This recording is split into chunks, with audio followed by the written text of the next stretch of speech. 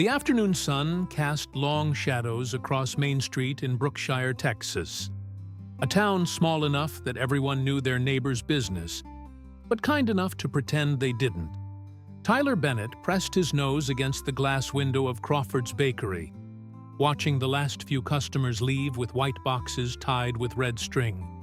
His breath fogged the window, and he wiped it away with the sleeve of his faded Houston Texans t-shirt, a hand-me-down from a church donation box.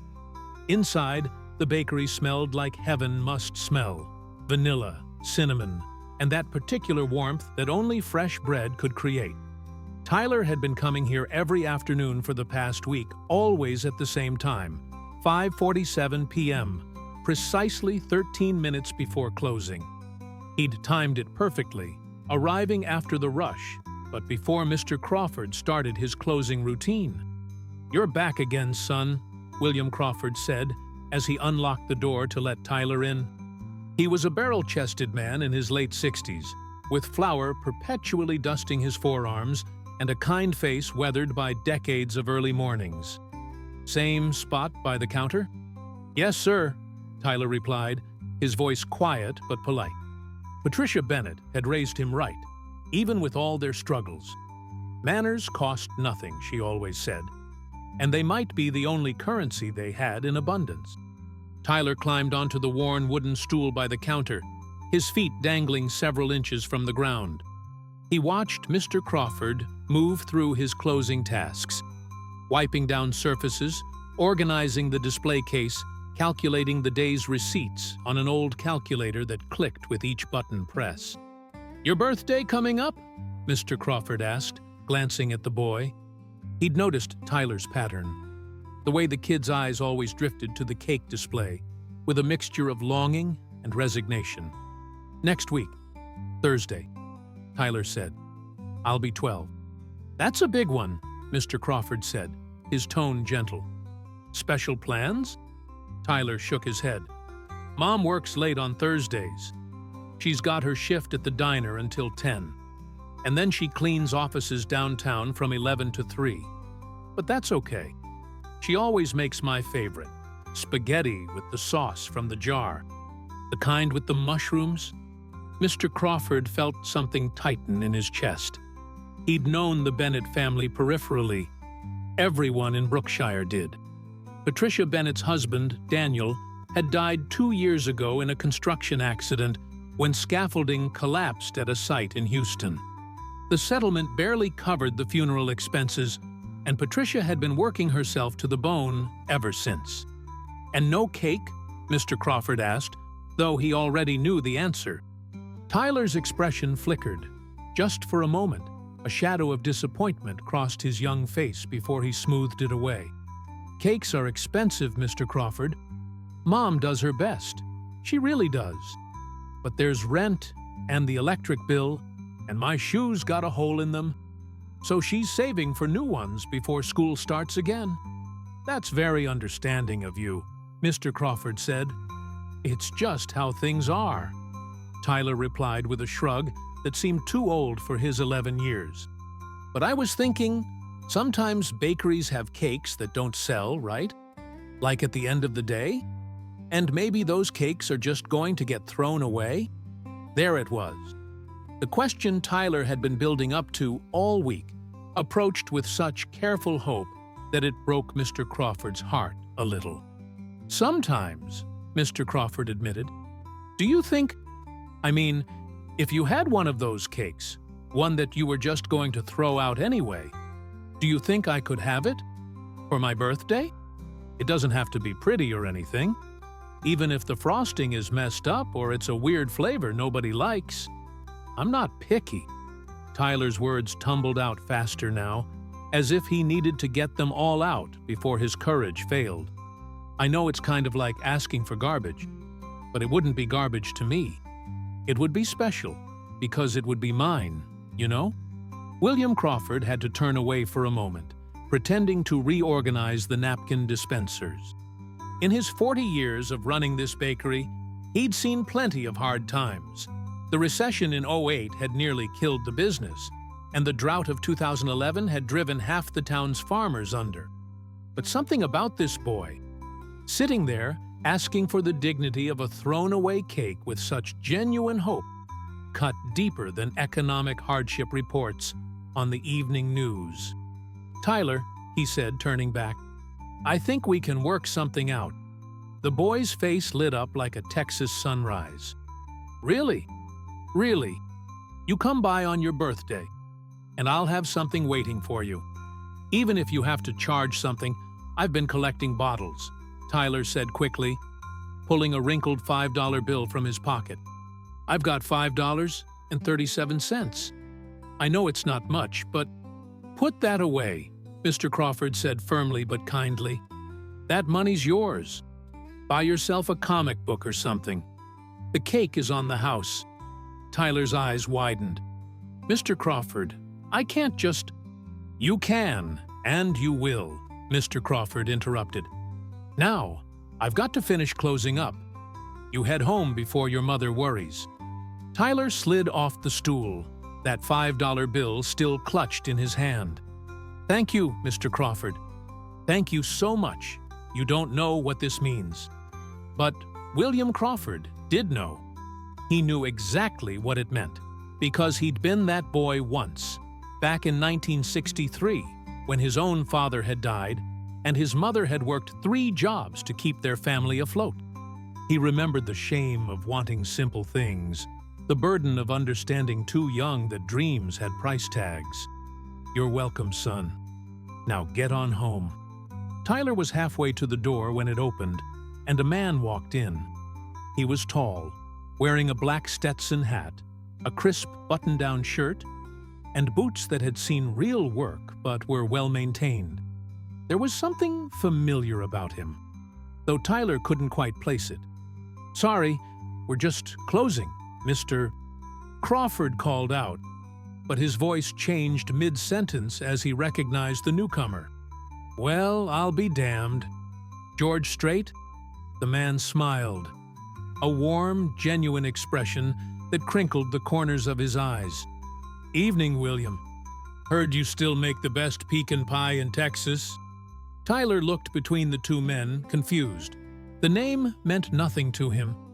His mother listened to old rock stations while she worked, and Tyler himself preferred video game soundtracks when he could find them online at the library.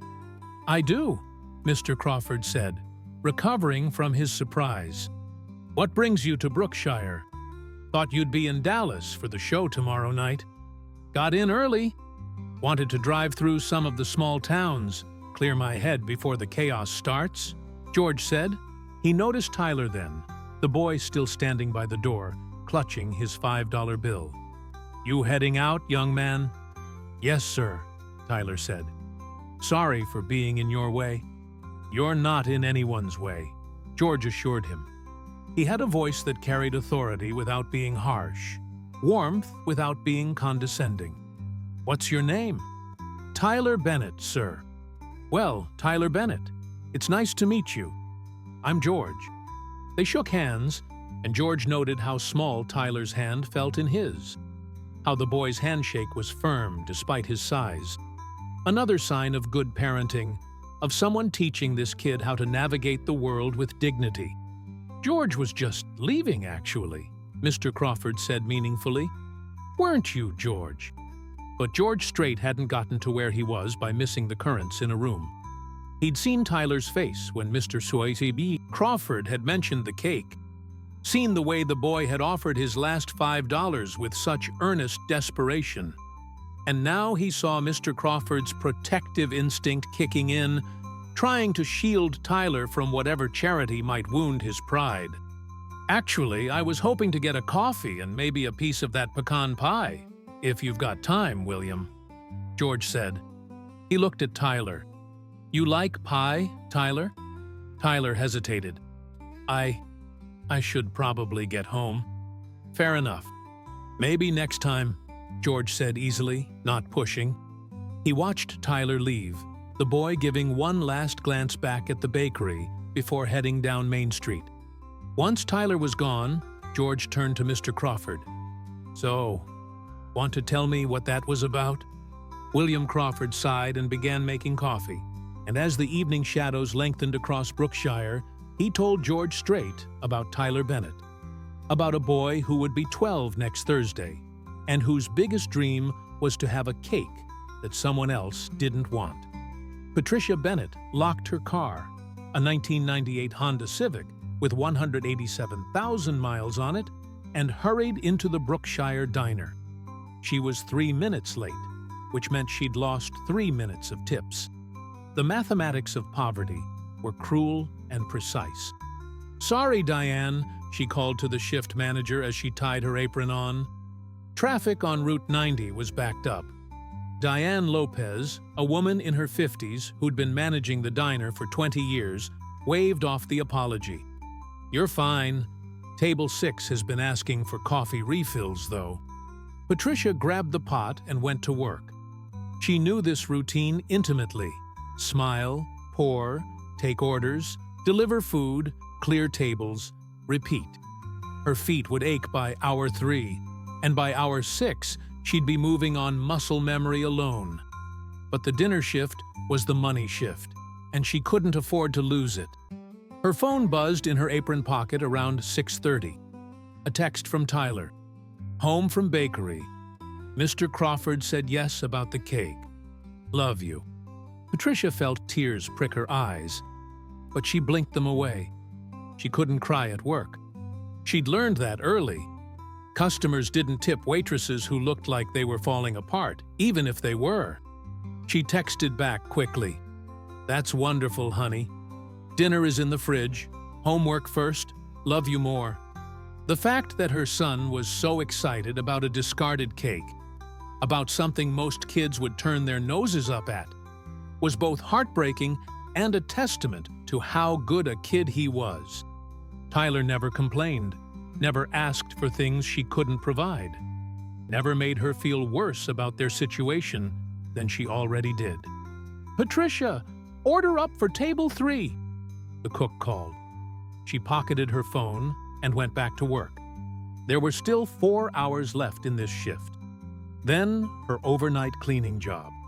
If she was lucky, she'd get home by 3:30 in the morning, sleep for 3 hours, and be up by 7 to get Tyler breakfast before he headed to the summer program at the community center.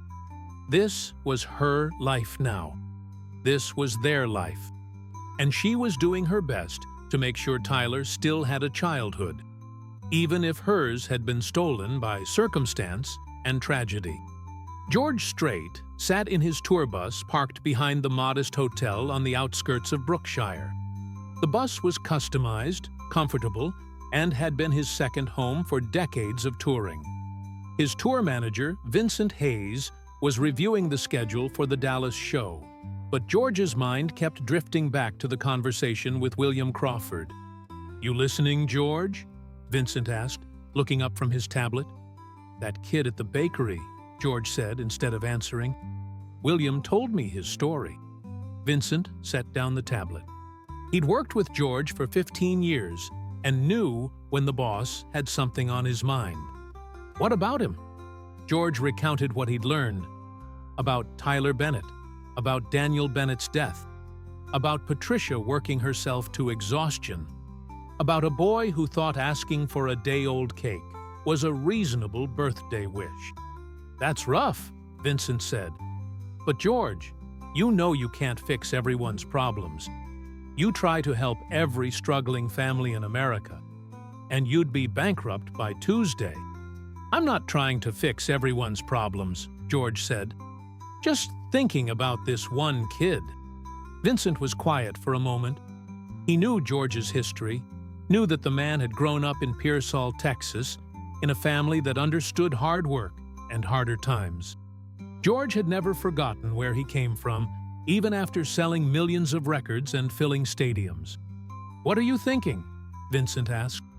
"Not sure yet," George admitted. "But something. That kid shouldn't have to beg for garbage cake." "No kid should," Vincent agreed. "But there are a lot of kids like him." "I know, but I'm not meeting all of them. I met this one. Tonight. For a reason, maybe." Vincent smiled slightly. George could be stubborn when he got an idea in his head, especially when it came to helping people. "All right, you want to send them some money? I can arrange it discreetly." "Maybe," George said. "Let me think on it. We've got time before Dallas." But even as he said it, George knew thinking wasn't the problem. He'd already made up his mind the moment Tyler had left that bakery, clutching his $5 like it was a fortune. The only question now was how to help without making it feel like charity, because George understood pride, understood how the weight of owing someone could be heavier than the burden of doing without. Outside the tour bus, Brookshire settled into its evening rhythm. Streetlights flickered on along Main Street, the diner filled with the Friday night crowd. And somewhere in a small rental house on Cedar Lane, Tyler Bennett sat at a wobbly kitchen table doing math homework, already counting down the days until Thursday, when he'd finally get to have a birthday cake, even if it was one nobody else had wanted. What none of them knew yet was that this chance encounter, this brief meeting between a country music legend and a boy with simple dreams, was about to set in motion something far bigger than anyone could have imagined. Saturday morning arrived with the kind of heat that made the asphalt shimmer and turned car interiors into ovens within minutes. George Strait woke early, a habit from his ranching days that decades of touring hadn't broken. He made coffee in the tour bus's small kitchen and sat by the window, watching Brookshire wake up. Vincent found him there an hour later, still in his thoughts. "You're still thinking about that kid?" Vincent said. It wasn't a question. "I am," George admitted. "Called William Crawford this morning. Asked him about the mother, Patricia. Turns out she's working herself into the ground. 2 jobs, sometimes picking up weekend shifts at a grocery store when they need extra help. Kid's essentially raising himself half the time. George, I want to do something, Vince. Something real." Vincent poured himself coffee and sat across from George. "All right, talk it through. What are you thinking?" "The Dallas show tomorrow night," George began. "What if we invited them? Got them good seats, maybe brought Tyler backstage?" "That's generous," Vincent said carefully. "But then what? Show ends. They go home. Nothing's really changed. You've given them a nice memory. But Patricia's still working 2 jobs. And Tyler's still growing up without the things kids should have." George nodded slowly. "You're right. It needs to be more than that." They sat in silence for a moment, the hum of the air conditioning filling the space. Then George's phone rang. William Crawford's name appeared on the screen. "William?" George answered. "George, hope I'm not calling too early," William said, his voice carrying an excitement that made him sound 20 years younger. "I've been up since 4 thinking about Tyler, and I had an idea. What if we did something for his birthday? Not just a cake, but something the whole town could participate in." George's interest sharpened. "I'm listening. Brookshire's a small town, but we take care of our own, or at least we try to. The thing is, times have been hard, and folks have gotten focused on their own struggles. But Tyler's situation, it's the kind of thing that reminds people why communities matter. What if we threw him a birthday party? A real one, in the town square. Got local businesses to donate, maybe some of the ladies from the church to help organize?"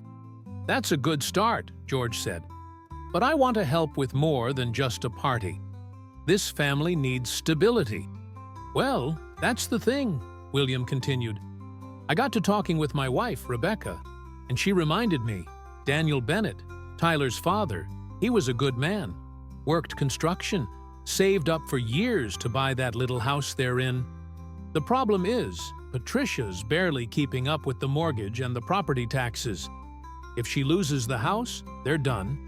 Shelters, maybe moving in with relatives out of state. Tyler would lose the only home he remembers." George felt something crystallize in his mind. How much? How much what? How much does she owe? On the house, back taxes, Whatever bills are drowning her? William was quiet for a moment. George, I can't ask you to. You're not asking? I am. How much, William? I don't have exact numbers, but knowing what Daniel bought that house for and what Patricia's been going through, I'd guess somewhere between 40 and 50,000 would clear everything and give them a cushion. But George, that's a lot of money. George almost laughed. $40,000. It was less than he'd spent on his last horse purchase, less than the catering bill for the tour's production crew. It was nothing to him and everything to Patricia Bennett. Here's what we're going to do, George said, his mind already working through the logistics. I'm going to take care of their debts. All of them. House, bills, whatever they need. But I don't want it to come from me directly. I don't want them feeling obligated or overwhelmed. Can you work with the bank? The utility companies? Handle it quietly? I can, William said slowly. But George, this is incredibly generous. Are you sure? I'm sure. And about the party? Let's do it. Thursday, Tyler's birthday. Town Square. Get people involved.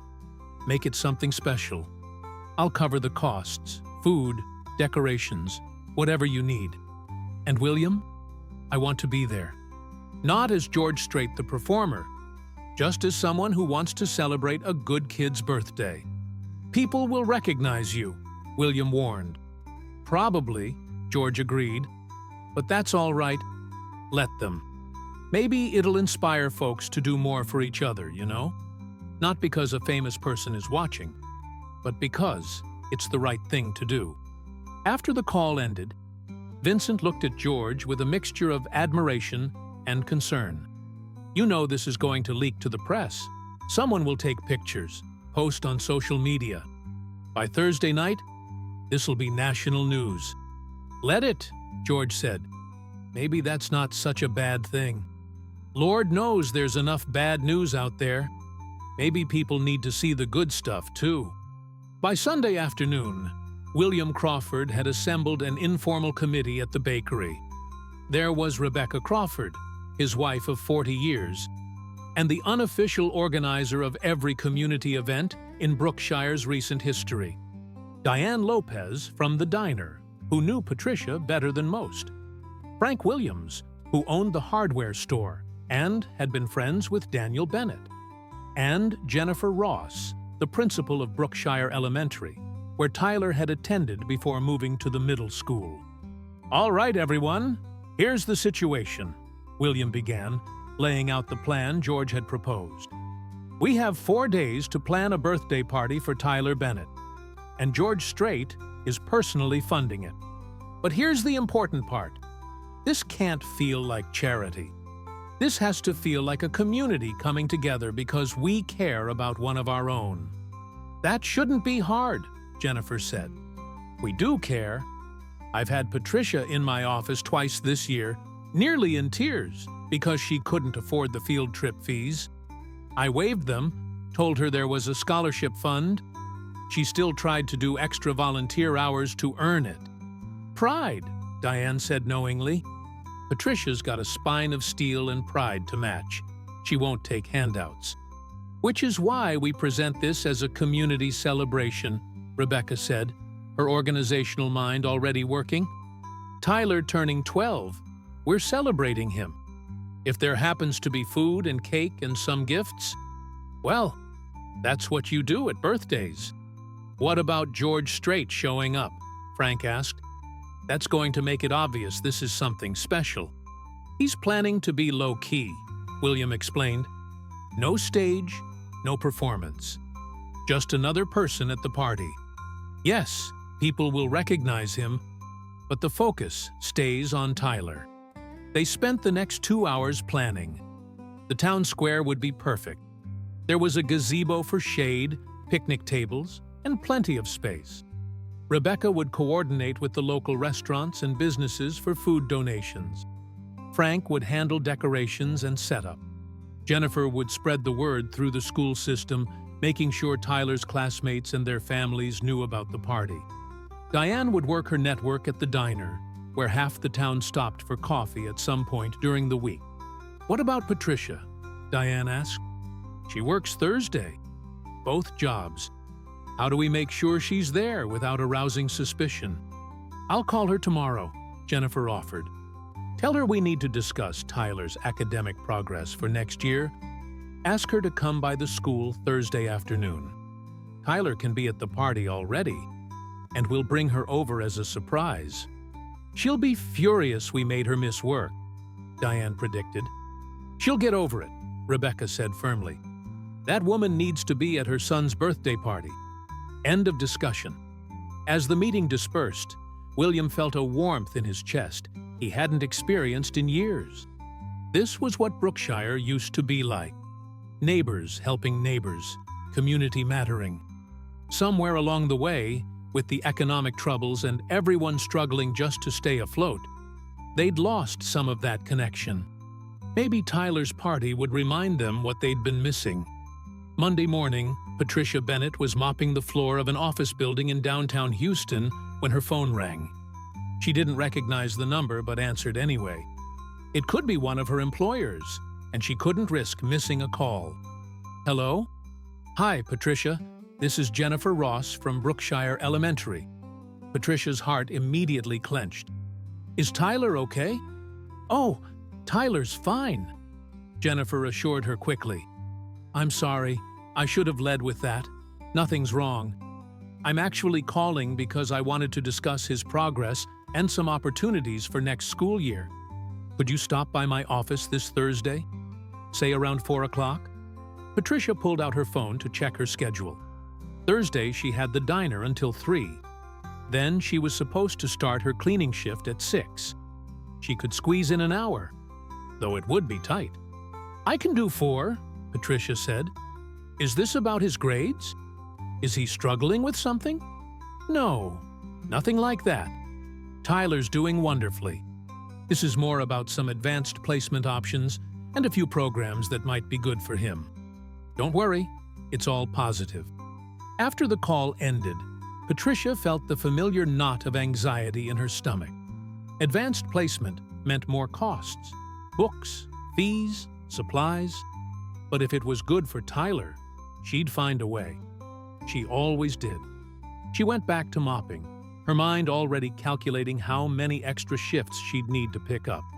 Tuesday afternoon, Tyler was at the community center's summer program when his friend Nathan Rodriguez pulled him aside during break time. "Dude, are you really having a party in the town square?" Nathan asked, his eyes wide with excitement. Tyler looked confused. "What? No. I mean, I'm getting a cake from Mr. Crawford's bakery, but that's it." "That's not what I heard," Nathan insisted. "My mom was talking to Mrs. Crawford at the store, and they were planning something big. Like, whole town big." "You're making that up," Tyler said, but his heart started beating faster. "Why would the whole town care about my birthday?" Nathan shrugged. "I don't know, man. But my mom said we're all supposed to come Thursday afternoon. Said it's going to be special."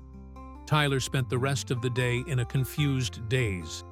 He wanted to believe Nathan, wanted to believe that something special might happen, but he'd learned to be careful with hope. Hope could hurt worse than disappointment when it didn't pan out. That evening, he asked his mother about it as casually as he could manage, while she rushed through dinner before heading to her night shift. "Mom, Nathan said something weird today." "About a party?" Patricia looked up from the spaghetti she was quickly eating. "A party? What party?" "In the town square, on Thursday. He said the whole town's invited." Patricia frowned. "Honey, I don't know anything about a party." Maybe Nathan got confused about something. "Listen, I have to run, but we'll talk about your birthday properly tomorrow, okay? I promise." After she left, Tyler sat at the kitchen table with his math homework open but untouched. Part of him wanted to go knock on Mr. Crawford's door and ask what was happening. But another part, the part that had learned not to get his hopes too high, told him to just wait and see. Thursday was only 2 days away. Wednesday evening, George Strait's tour bus rolled back into Brookshire. The Dallas show had been incredible. A sold-out crowd, every song landing exactly as it should. The kind of performance that reminded him why he'd been doing this for 40 years. But instead of celebrating with the crew at an after-party, he'd asked Vincent to drive him back to this small town, where a boy was about to turn 12. "Everything's set for tomorrow," Vincent reported as they drove. Williams coordinated with what feels like half the town. The party starts at 4. Permits are secured for the square. Food's being donated by every restaurant in a 20-mile radius, and apparently, the high school band is even planning to play. "The high school band?" George smiled. "That's not what I asked for." "That's the thing about these small towns," Vincent said. "You give them an excuse to come together, and they run with it." Williams said people have been stopping by the bakery all week, asking what they can contribute. Everyone wants to be part of this. "What about Patricia? She still doesn't know?" According to Jennifer Ross, Patricia thinks she's going to a parent-teacher conference at 4. Tyler's supposed to be at the party by 3:30. It's going to be one hell of a surprise for both of them. George looked out the window at the Texas landscape rolling past. Flat, endless, beautiful in its own austere way. This was the Texas he'd grown up in, the Texas that country music was built on. Hard work, strong families, communities that pulled together when times got tough.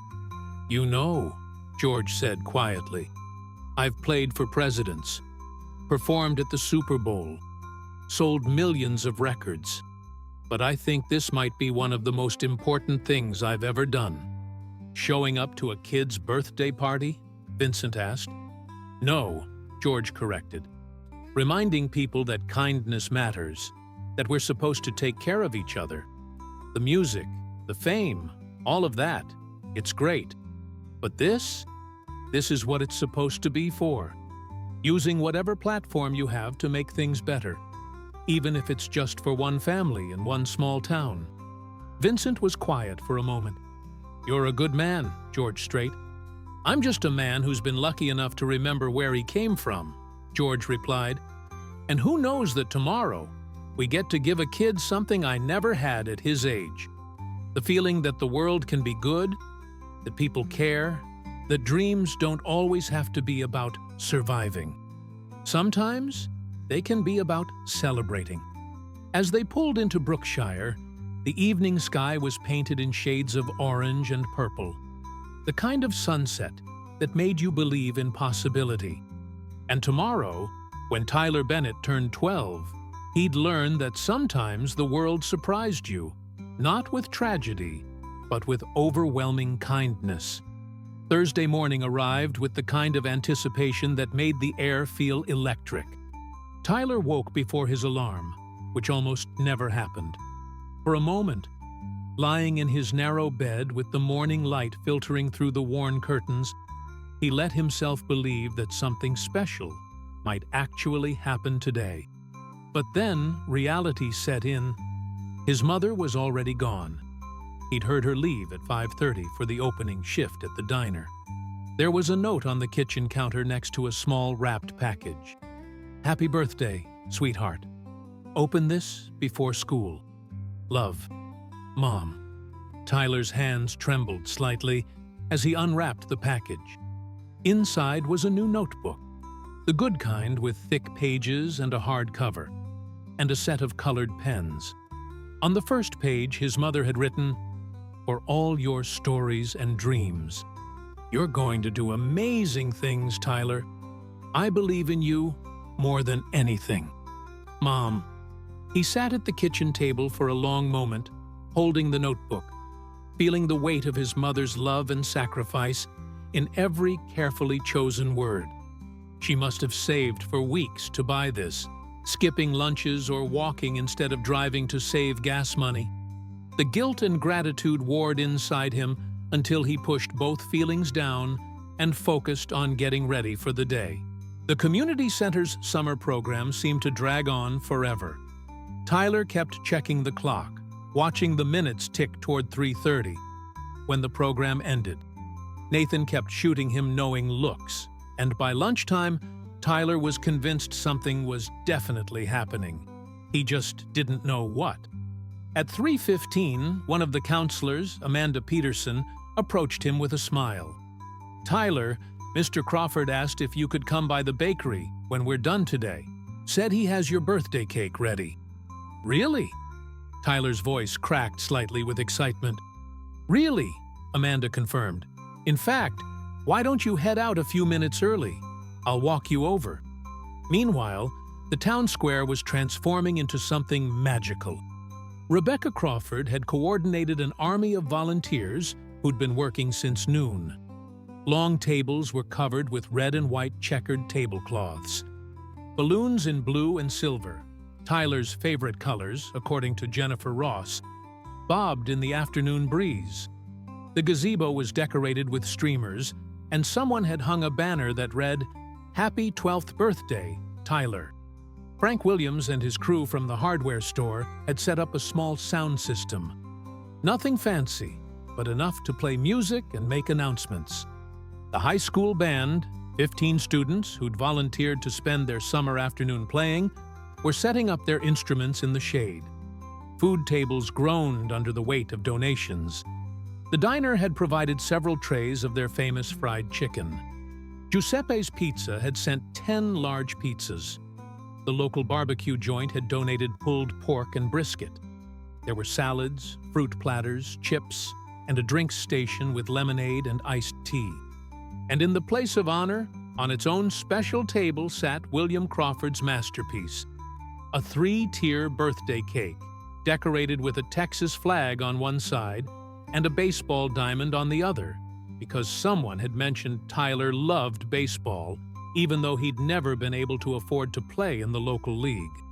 George Strait arrived at 3 o'clock, wearing jeans, a simple white shirt, and his black Stetson.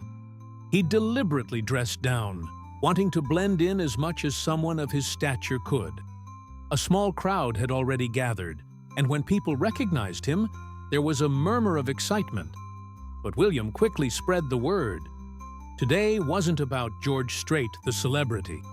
Today was about Tyler Bennett, and everyone needed to remember that. "How's it looking?" George asked Rebecca, surveying the setup. "Like a proper birthday party," Rebecca said with satisfaction. "Like something this town should have done a long time ago for this family." "It's never too late," George replied.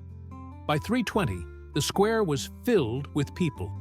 Tyler's classmates and their parents, neighbors from Cedar Lane, regular customers from the diner, church members, teachers, local business owners. It seemed like half of Brookshire had turned out. Some people Tyler knew well. Others he'd only seen in passing. But they were all here, all waiting to celebrate his birthday. "He's coming!" someone called out as Tyler and Amanda turned the corner onto Main Street. "Everyone quiet!" The crowd hushed. A sea of smiling faces all focused on the street corner. Tyler appeared first, still in conversation with Amanda, completely oblivious to what awaited him around the corner. Then he saw the town square, saw the decorations, saw the massive crowd of people, and stopped dead in his tracks. "Surprise!" the crowd shouted in unison. Tyler's mouth opened, but no sound came out. His eyes went wide, darting from the decorations to the food, to the cake, to the faces of everyone he knew, and some he didn't. Amanda gently nudged him forward, and he walked into the square like someone in a dream. "Happy birthday, Tyler!" William Crawford emerged from the crowd, beaming. "Surprised? I don't... Is this really for me?" Tyler stammered. "Every bit of it," William confirmed. "The whole town wanted to celebrate your special day." Tyler's eyes were already filling with tears. "But I don't understand. Why would everyone do this?" "Because you're part of this community," Jennifer Ross said, stepping forward. "Because you're a great kid, and you deserve something special." Because we wanted to show you that people care about you and your mother. Nathan ran up and grabbed Tyler's arm. Dude, I told you something big was happening. This is insane. For the next few minutes, Tyler was swarmed by classmates and neighbors, everyone wishing him happy birthday, everyone wanting to be part of this moment. George Strait hung back, content to watch from the edges. This wasn't about him, and he was perfectly happy being an observer to this kid's joy. But eventually, William brought Tyler over to where George was standing. Tyler, there's someone here I'd like you to meet properly, William said. This is George Strait. He heard about your birthday and wanted to be here. Tyler looked up at George with those same wide eyes from the bakery. You're the man from the bakery. Mr. Crawford called you George Strait. That's right, George said, extending his hand. Happy birthday, Tyler. I'm sorry, I don't really know who you are, Tyler admitted honestly. Are you famous or something? Everyone keeps looking at you. George laughed, a genuine, delighted laugh. I sing country music. I've been doing it for a long time. But today, I'm just a guy who wanted to celebrate your birthday. You came just for my birthday? Tyler's voice was filled with wonder. I did, and I have to say, this is one of the best parties I've ever been to. Before Tyler could respond, the high school band started playing Happy Birthday, and the entire crowd began singing. Tyler stood there, surrounded by his community, with a country music legend beside him, and for the first time in 2 years since his father's death, he felt like maybe the world wasn't such a hard, unfair place after all. At 3:45, Patricia Bennett pulled her car into the Brookshire Elementary parking lot, already stressed about making this meeting quick enough to get to her evening shift on time. She'd been up since 4:30, worked the lunch rush at the diner, and still had 4 hours of cleaning ahead of her. But if this was about Tyler's education, she'd make time. She'd always make time for her son. Jennifer Ross met her at the door, which struck Patricia as odd. Usually, you had to check in at the front office first. Thank you for coming, Patricia, Jennifer said warmly. I appreciate you making time. Of course. Is everything okay with Tyler? Your call had me a little worried.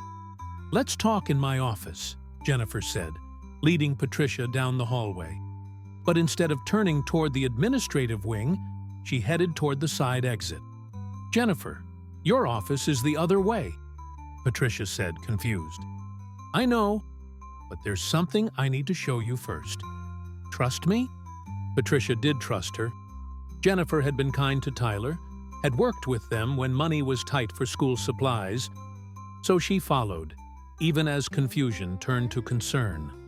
They stepped outside, and Jennifer started walking toward the town square. Jennifer, what's going on? I really need to get to work soon. Just a few more steps, Jennifer promised. They turned the corner onto Main Street, and Patricia saw the town square filled with people. Saw the decorations, saw her son standing in the middle of it all with a piece of birthday cake in his hands and a smile brighter than she'd seen in years. Patricia stopped walking. What is this? It's a birthday party, Jennifer said gently. For Tyler. The whole town put it together. We can't afford this. I didn't ask for... You didn't ask for anything, Jennifer interrupted. But your community wanted to do this. They wanted to show Tyler, and you, that you're not alone, that people care. Patricia's hands started shaking. The tears came before she could stop them. 2 years' worth of exhaustion and fear and loneliness spilling out in a public place where she never wanted to show weakness. But Jennifer just put an arm around her shoulders and let her cry. Come on, Jennifer said softly. Your son is waiting. They walked into the square together, and Tyler saw his mother. His face lit up even brighter, and he ran toward her, nearly dropping his cake in his excitement. Mom, look at all this. Everyone came for my birthday. There's cake and pizza, and Mr. Crawford made this amazing cake. And there's this really nice man named George, who came all the way from Dallas just to be here and—" Patricia caught her son in a tight hug, trying to compose herself enough to speak. "Happy birthday, baby. Happy birthday. Isn't it amazing?" Tyler pulled back, his eyes shining. "I've never had a party like this. I've never had any party like this. Everyone's here." "I can see that," Patricia managed, looking around at the familiar faces of neighbors and friends, at the abundance of food, at the decorations that must have taken hours to put up. "Tyler, this is incredible." Diane Lopez emerged from the crowd, carrying a paper plate with food. "Patricia, you look like you could use something to eat. And before you argue, you're not working tonight. I already called your cleaning company and told them you had a family emergency. They understood." "Diane, I can't just miss a shift." "You can, and you are," Diane said firmly. "This is your son's 12th birthday, and you're going to be here for it. Tomorrow, we'll figure out the rest. But today you get to be a mom at her kid's birthday party." Patricia wanted to argue, wanted to explain that missing work meant missing rent money, meant the careful budget she'd constructed falling apart. But before she could say anything, William Crawford approached with George Strait. "Patricia Bennett, this is George Strait," William introduced them. "George, this is Tyler's mother."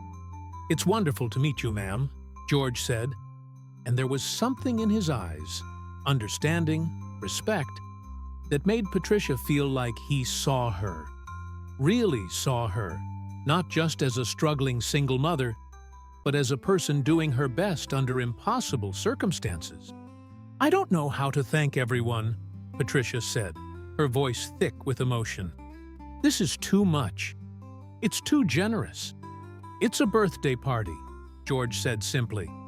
"And from what I hear, your son is a pretty special kid who deserves to be celebrated. So, how about we all enjoy this beautiful afternoon, eat some cake, and let Tyler have the birthday he should have?" Patricia looked at her son, who was now showing Nathan the decorations on the cake, his face radiating pure joy. She thought about the notebook she'd given him this morning, about how proud she'd been of that small gift, and how it paled in comparison to what the community had done. Part of her wanted to feel ashamed that she couldn't provide this herself, but a larger part, the part that was bone-tired and soul-weary, just felt grateful. "Okay," she said softly. "Okay." The party continued into the evening. The high school band played classic rock and country songs. Kids ran around the square playing tag. Adults stood in small groups, talking and laughing. Tyler moved through it all like a kid in a dream, trying to thank everyone, trying to understand how this had all happened. At one point, George found Tyler sitting on the gazebo steps, just watching the party with wonder. "Doing all right?" George asked, sitting down beside him. "This is the best day of my life," Tyler said simply. "I mean, I know that sounds dramatic, but it really is. I've never had anything like this." "You deserve it," George told him. "I don't know why everyone did this," Tyler admitted. "I'm just me. I'm not special." "Tyler, can I tell you something?" George waited until the boy looked at him. "I grew up in Pearsall, Texas. My father was in the Army. My mother worked hard to raise us kids. We didn't have much. I remember what it was like to want things we couldn't afford, to understand too young that money was tight. And I remember the people who were kind to us, who helped when they didn't have to. Those people? They changed my life. They showed me that the world had good in it, even when things were hard." "Is that why you came to my party?" Tyler asked. "Part of it," George admitted. "But mostly, I came because when I met you at the bakery, you reminded me of myself, and I thought, if I can do something to make your 12th birthday special, why wouldn't I?" "Thank you," Tyler said, his voice small but sincere. "For coming, for helping Mr. Crawford plan all this. Just thank you." George put a hand on Tyler's shoulder. "You're welcome, son. And Tyler, don't forget this feeling. When you're older, when you're doing better, remember what it felt like when people were kind to you. And then, be that person for someone else." Tyler nodded, understanding settling over his young face. This wasn't just about a party. This was about learning that people could be good, that communities mattered, that kindness rippled outward in ways you couldn't always predict. As the sun began to set, casting golden light across the town square, Patricia stood next to Diane and Jennifer, watching her son laugh with his friends. "I don't know how to repay this," Patricia said quietly. "You don't repay kindness," Jennifer replied. "You pass it forward, you remember it, you teach your son about it. That's how it works." "Everything's going to be okay, Patricia," Diane added. "You'll see. Things are going to get better." Patricia wanted to believe her, but she also knew reality. Tomorrow, she'd still have bills to pay, work to do, a life to hold together with determination and desperation. One beautiful party couldn't change the fundamentals of their situation, except that it already had, in ways she didn't yet understand.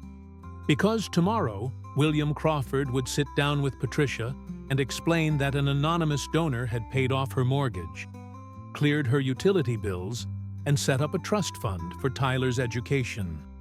Tomorrow, she'd learn that her community had also started a fund to help her catch her breath financially, that people were offering connections to better-paying jobs with more reasonable hours.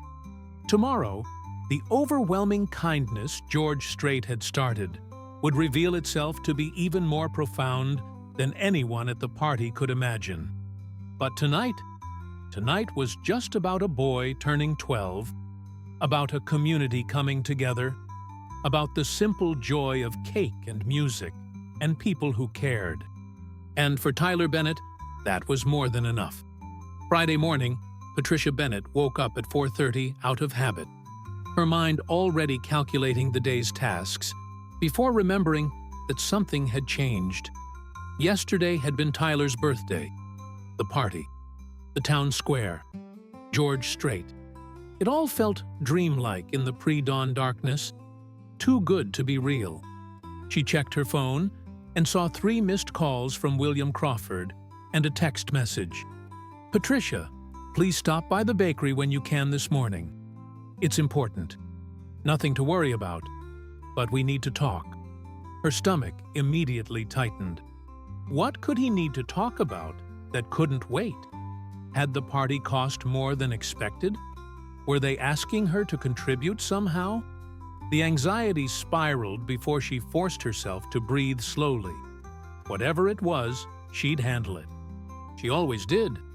Tyler was still asleep, probably exhausted from yesterday's excitement. She left him a note saying she'd be back soon and drove to Crawford's Bakery just after 6:30. The lights were already on, and through the window, she could see William and Rebecca sitting at one of the small tables with what looked like a stack of papers. William opened the door before she could knock. "Patricia, thank you for coming. Please, sit down. Is everything okay?" Patricia asked, her voice tight. "If this is about the party costs, I can work out a payment plan." "Stop," Rebecca said gently, but firmly. "Just stop, Patricia. This isn't about money you owe. It's about money that's owed to you." Patricia sat down, confused. William pushed the stack of papers toward her. Mortgage documents, utility bills, account statements. "I don't understand," Patricia said, looking at the numbers. "These can't be right. My mortgage shows a 0 balance. That's impossible." "It's not impossible," William said. "It's paid off, completely. So are your utility bills, your car payment, everything. There's also a trust fund that's been established for Tyler's education, enough to cover 4 years of college, books, and living expenses." Patricia's hands started shaking so badly she had to put the papers down. Who did this? Was it George Strait? Because I can't accept. It was an anonymous donor, William interrupted. That's all I'm allowed to say. But Patricia, this is real. This is happening. You and Tyler are free from debt. You can breathe. The tears came hard and fast, and Patricia couldn't stop them. 2 years of holding everything together, of working herself into exhaustion, of fear about losing their home, of watching Tyler grow up with so little. It all came pouring out in William Crawford's bakery at 6:30 on a Friday morning. Rebecca moved to sit beside her, putting an arm around her shoulders. Let it out, honey. You've earned these tears. I don't know what to do with this, Patricia managed between sobs. I don't know how to accept something so big. You say thank you, William said softly. You accept the kindness. You use it to build a better life for yourself and Tyler. And someday, when you're able, you help someone else. That's how grace works, Patricia. It's a gift, not a transaction. For several minutes, Patricia just cried while Rebecca held her, and William sat quietly, letting her process the magnitude of what had happened. Finally, she wiped her eyes and tried to compose herself. I need to quit one of my jobs, Patricia said suddenly, the realization hitting her. I've been working myself to death because I had to, but now I don't have to anymore, do I? No, Rebecca confirmed. You don't. You can work one job, be home with Tyler in the evenings, have a life again. I can cook him dinner, Patricia said, her voice filling with wonder. Real dinners, not just quick meals before I run to my next shift. I can help him with homework. I can be his mother again, not just someone who survives alongside him. Yes, William said simply. You can. Patricia looked at the papers again, at the proof that their lives had fundamentally changed. Why would someone do this for us? We're nobody special. We're just one family in one small town. Maybe that's exactly why, Rebecca suggested. Maybe someone saw you working so hard, saw Tyler being such a good kid despite everything, and wanted to show you that goodness exists. That sometimes, for no reason other than kindness, the world can surprise you. George Strait, Patricia said. It was him, wasn't it? Even if you can't tell me officially. William just smiled. All I can say is that yesterday, a famous country singer showed up to your son's birthday party because he wanted to. And today, your debts are paid. Make of that what you will. By mid-morning, news of the party had spread beyond Brookshire. Someone had posted pictures on social media. Tyler's face lit up with joy. George Strait sitting casually on the gazebo steps, talking with a kid. The whole town gathered in celebration. The photos went viral. Vincent Hayes called George just after 10. Boss, we've got a situation. The photos from yesterday are everywhere. National news picked it up. TMZ, People Magazine, CNN, they all want interviews. George was sitting on his ranch outside San Antonio, enjoying a quiet morning after the whirlwind of the past week. What are they saying? Mostly positive, Vincent reported. Headlines like, George Strait surprises Texas boy with dream birthday party, and country legend shows up for kid nobody else would. But there are also reporters trying to track down Patricia Bennett, trying to get her side of the story. Some are even suggesting this was a publicity stunt. A publicity stunt? George's voice hardened. For what? I didn't announce it beforehand. I didn't set up press. Someone posted pictures from a community event. I know that, and you know that, Vincent said. But you know how the media works. They need an angle. Some are running with genuine kindness. Others are looking for the cynical take. George was quiet for a moment. Set up a statement. Simple. I was honored to celebrate Tyler Bennett's birthday with the wonderful community of Brookshire, Texas. Sometimes you meet people who remind you what matters in life. No further comment. That's it. Nothing more. And if they push for interviews? No interviews about Tyler or his family. That's non-negotiable. If they want to talk about my music, fine.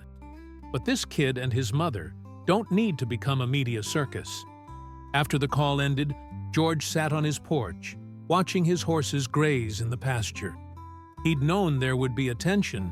You couldn't be George Strait and show up at a small-town birthday party without someone noticing. But he'd hoped the focus would stay on the positive, on the reminder that communities could come together, that kindness mattered. The cynic in him knew that by Monday, some new story would dominate the news cycle, and Tyler Bennett's birthday would fade from national consciousness. But that was okay. The national attention didn't matter. What mattered was that in Brookshire, Texas, a boy and his mother had learned that they weren't alone, that their community valued them, that tomorrow could be better than yesterday. Tyler spent Friday in a daze. The community center's summer program buzzed with everyone talking about the party, about meeting George Strait, about how cool it was that their small town had made national news.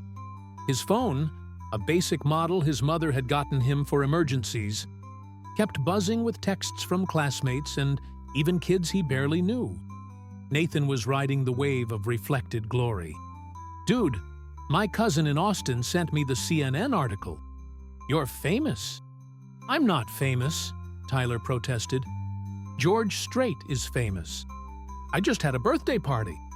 "The best birthday party in the history of birthday parties," Nathan corrected. "Seriously, when I turn 13, I'm going to be so disappointed because nothing will ever top what you got." At lunch, Amanda Peterson pulled Tyler aside. "Tyler, there's been something we've wanted to talk to you about. The Summer Baseball League, we have a spot open on one of the teams, and we'd love for you to join. Equipment is provided, and there's no registration fee." Tyler's heart leaped. "Really? But I thought the league was full." "And Mom said, there's always room for one more," Amanda interrupted gently. "And between you and me, I think your mom might have a little more flexibility in her schedule now. Why don't you ask her?" When Patricia picked him up that afternoon, something she almost never got to do because of work, Tyler could barely contain his excitement about the baseball opportunity. Patricia looked different somehow. Not just tired but pushing through like usual. Actually rested. Her eyes were red like she'd been crying, but she was smiling. "Mom, are you okay?" Tyler asked, concern cutting through his excitement. "I'm better than okay," Patricia said, pulling him into a hug right there in the parking lot. "Baby, some things have changed. Good things, really good things. Let's go home and talk." At their small house on Cedar Lane, Patricia made them both hot chocolate, even though it was June in Texas and absurdly hot, because this was celebration weather, no matter what the thermometer said. She sat Tyler down at the kitchen table and explained everything: the paid mortgage, the cleared debts, the education trust fund. Tyler listened with growing disbelief. "So we don't have to worry about losing the house?" "We don't have to worry about losing the house," Patricia confirmed. "And I can go to college? Like actually go?" "You can actually go. Anywhere you want, as long as you keep your grades up.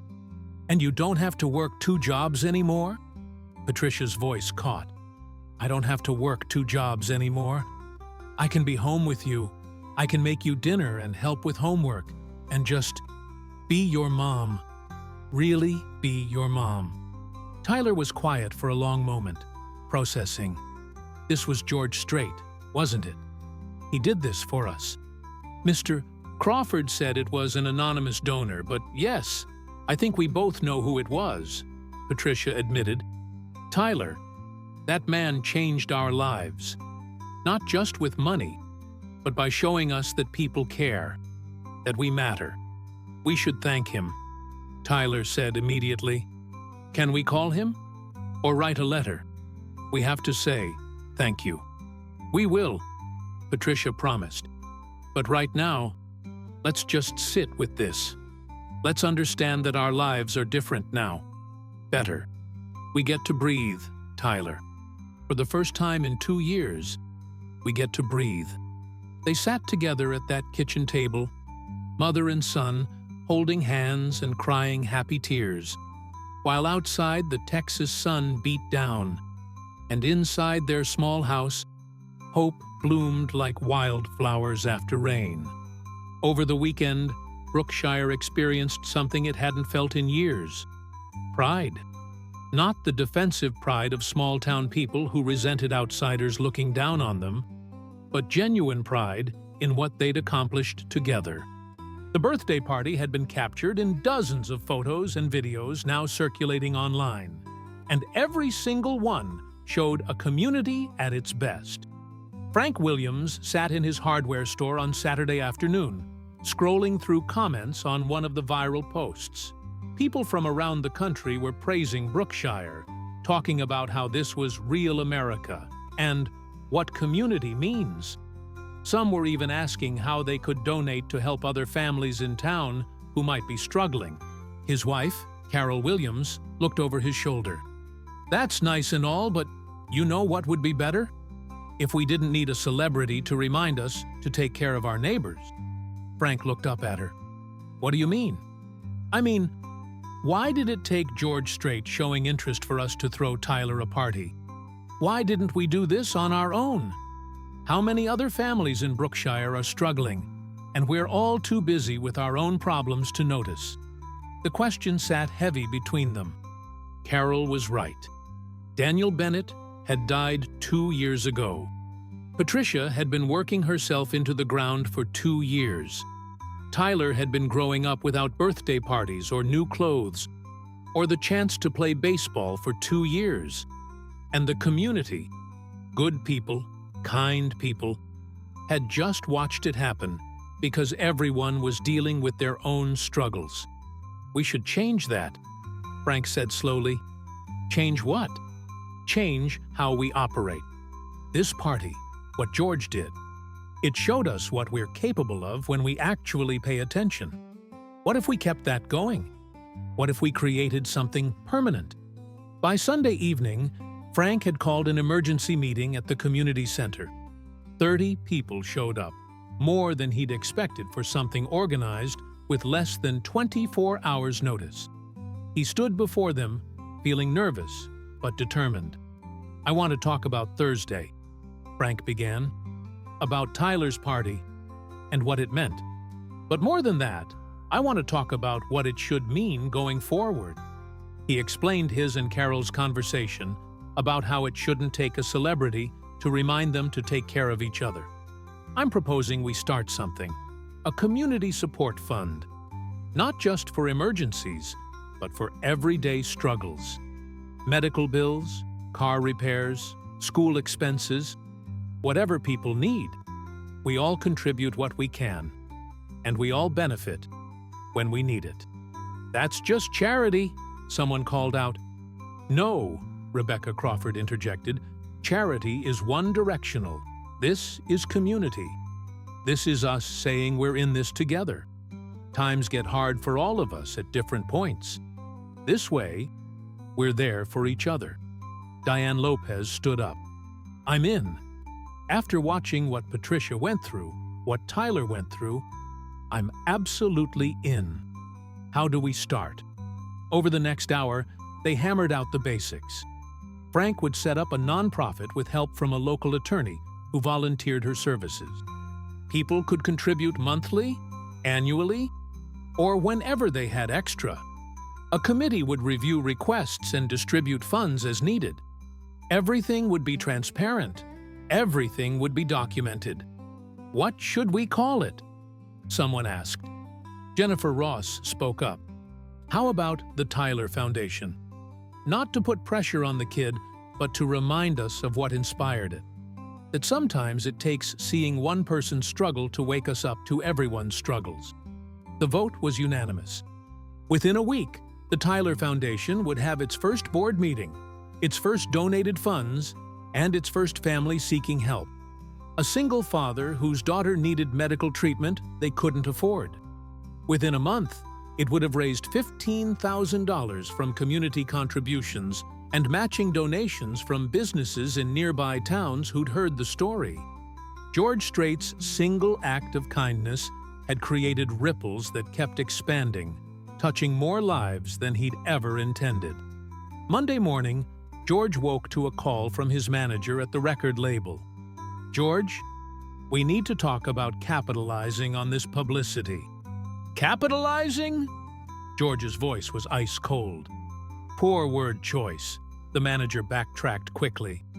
"I just mean, you've got incredible positive press right now. People are talking about you not just as a musician, but as a genuinely good person. That's valuable." "I'm not turning a kid's birthday party into a marketing campaign," George said flatly. "I'm not suggesting that. But maybe a single? Something about community, about helping each other?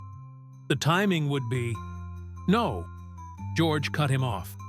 "I did what I did because it was the right thing to do, not to sell records. If people want to buy my music because they think I'm a decent human being, fine. But I'm not manufacturing content around Tyler Bennett's life. That family has been through enough without becoming a commodity." After hanging up, George realized he was angrier than he'd been in years. This was exactly what he'd been worried about. The cynical machine that turned every genuine moment into content. Every act of kindness into a marketing opportunity. Vincent found him on the ranch an hour later. "Talked to your label? They want me to exploit what happened in Brookshire," George said bitterly. "And you told them no." "Of course I told them no. Vince, this matters to me. Not as publicity, not as some feel-good story for my brand. It matters because I saw a kid who reminded me of myself, and I had the power to make his life better. That's it. That's the whole story." Vincent sat down on the porch steps next to George. "You know what I think? I think the fact that you're angry about this, the fact that you're refusing to profit from it, is exactly why it meant so much in the first place. You weren't doing it for cameras or clicks. You were doing it because it was right. Doesn't stop people from trying to twist it into something else," George muttered. "No, it doesn't.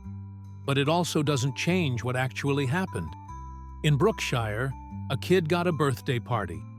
A family got freed from debt. A community remembered how to take care of its own. That's the truth, regardless of what some marketing department wants to do with it." George was quiet for a long moment. "I want to stay in touch with them. Tyler and Patricia.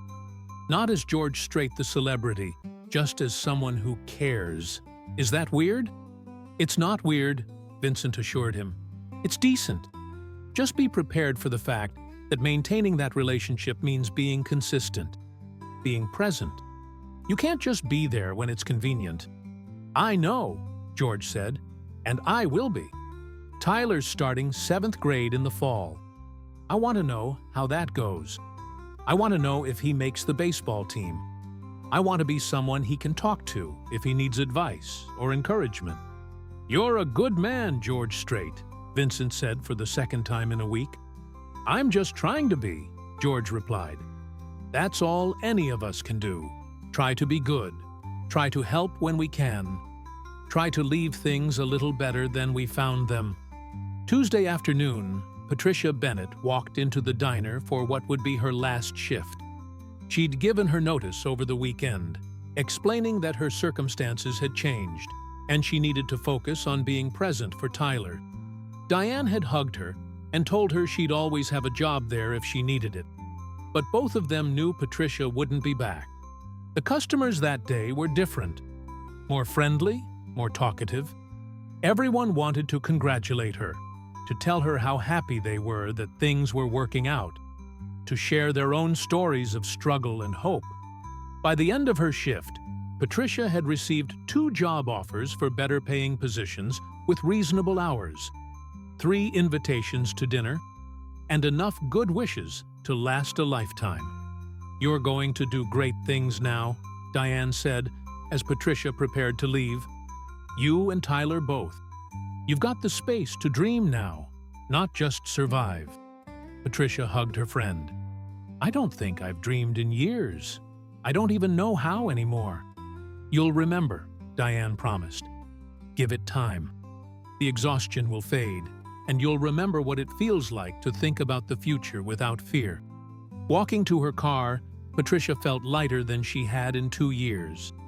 Not just financially, though that was enormous, but emotionally. The weight of constant worry, of knowing one unexpected expense could destroy them, was gone. She could breathe. She could plan. She could be a mother instead of just a survivor. Her phone buzzed with a text from an unknown number. "Mrs. Bennett, this is George Strait. William Crawford gave me your number. I hope that's okay. I wanted to check in, see how you and Tyler are doing. No need to respond if you'd prefer privacy. But I wanted you to know I'm thinking of you both and wishing you well. Oh, George." Patricia sat in her car for several minutes, rereading the message. Then she typed, "Mr. Strait, thank you doesn't feel like enough for what you've done for us. You changed our lives. Tyler talks about you every day, about the kindness you showed him. We would love to stay in touch if you're willing. You'll always be part of our family's story. Patricia." The response came quickly. "The honor was mine. Tyler's a special kid, and you're doing an amazing job raising him. I'd love to stay in touch. Maybe we can meet up next time I'm performing in Texas. Bring Tyler backstage. Let him see the behind-the-scenes stuff. George." Patricia's eyes filled with tears for what felt like the 100th time that week. But these were good tears, grateful tears, tears that came from understanding that the world could be kind, that people cared, that tomorrow held promise instead of just more struggle. 3 months later, September arrived with the promise of new beginnings. Tyler Bennett stood in front of his bathroom mirror, adjusting his brand-new backpack. The first one he'd ever owned that wasn't a hand-me-down. Inside were new notebooks, new pens, a calculator for his advanced math class, and a lunch his mother had packed that morning while they talked about his classes and teachers. 7th grade, middle school. A fresh start with the security of knowing his home was safe, his future was funded, and his mother would be there when he got home every afternoon. Patricia drove him to school that first day, another luxury they'd never been able to afford before. She had a new job at the local bank, better hours, better pay, and benefits that included health insurance for both of them. She'd also started taking an online business course 2 evenings a week, finally pursuing the degree she'd abandoned when she got pregnant with Tyler at 19. "Nervous?" Patricia asked as they pulled into the school parking lot. "A little," Tyler admitted, "but good nervous, excited nervous." "You're going to do great," Patricia assured him. "And Tyler? Don't forget, you've got baseball practice after school. Coach Ramsey said he's excited to have you on the team." Tyler's face lit up. He'd spent the summer playing catch with Frank Williams, who'd volunteered to coach him before tryouts. He'd made the team easily and was already talking about maybe playing in high school, maybe even getting good enough for a college scholarship. Dreams that had seemed impossible 3 months ago. "I won't forget," Tyler promised. He grabbed his backpack, then paused. "Mom, I'm really happy. Like, actually happy. I didn't realize I wasn't before, but now I can tell the difference." Patricia felt her throat tighten. "Me too, baby. Me too." She watched him walk into the school, head high, confident in a way he hadn't been in years. Then she drove to work, where she had a desk with her name on it, and co-workers who invited her to lunch, and a future that extended beyond just surviving to the next paycheck. That afternoon, George Strait performed at the Houston Rodeo, one of the biggest venues of his annual tour. Backstage before the show, Vincent approached with a guest list. "The Bennetts are here," Vincent said. "Tyler and Patricia. You still want to meet with them before you go on?" "Absolutely," George said, checking his appearance one last time. He was in full performance mode, hat, boots, the works. But his smile was genuine as Tyler and Patricia were escorted backstage. Tyler's eyes went wide at the organized chaos. Crew members moving equipment, musicians warming up, the controlled frenzy that preceded every major show. "This is insane," Tyler breathed. "This is what you do every night?" "Most nights," George confirmed, shaking Tyler's hand and then hugging Patricia. "Welcome to the madness. You excited for the show?" "We've got amazing seats," Patricia said. "George, you didn't have to do this. The tickets, the backstage passes." "I wanted to," George interrupted gently. "I told you I wanted to stay in touch, and I meant it. How's 7th grade treating you, Tyler?" Tyler launched into an enthusiastic description of his classes, his teachers, his friends, and especially his baseball team. George listened with genuine interest, asking questions, laughing at Tyler's stories about his teammates. "And you?" George asked Patricia. "How's the new job?" "It's wonderful," Patricia said. "I never knew work could be something other than exhausting. I actually enjoy what I'm doing, and I come home with energy to spare. We have dinner together every night now. Real dinners. We talk about our days. It's like having a life instead of just existing." "That's what I wanted to hear," George said warmly. A production assistant signaled that they had 15 minutes to showtime. "Listen, I've got to get ready, but stay after the show. I want to introduce you to some people, maybe show Tyler some more of the behind-the-scenes stuff." Tyler's face practically glowed. "Really? That would be amazing." As they were escorted back to their seats, Vincent approached George with a knowing smile. "You're attached to that kid." "I am," George admitted without embarrassment. "He reminds me why I do this. Not the shows, not the fame, the opportunity it gives me to make a difference. To be there for people who need it." The show was electric. 20,000 people singing along to songs that had defined a generation of country music. George moved through his set with the ease of someone who'd been doing this for 4 decades. But when he looked out into the crowd and spotted Tyler and Patricia singing along, he felt something that transcended performance. Connection, purpose, the knowledge that he'd used his platform for something meaningful. After the show, exhausted but exhilarated, George spent another hour with Tyler and Patricia. He introduced them to his band, showed Tyler how the lighting system worked, let him hold one of the guitars. Patricia hung back, watching her son experience pure joy, and felt grateful in a way that went beyond words.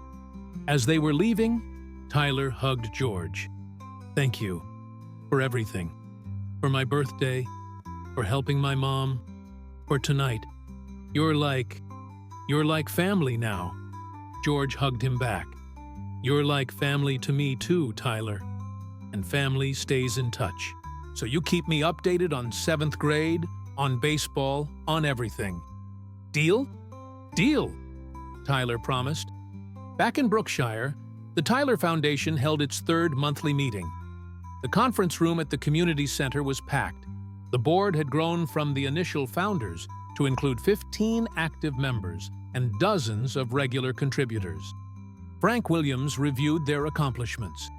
"In 3 months, we've helped 12 families with emergency expenses, paid for 3 kids to attend summer camp, covered medical bills for 2 elderly residents, and provided school supplies for 30 students.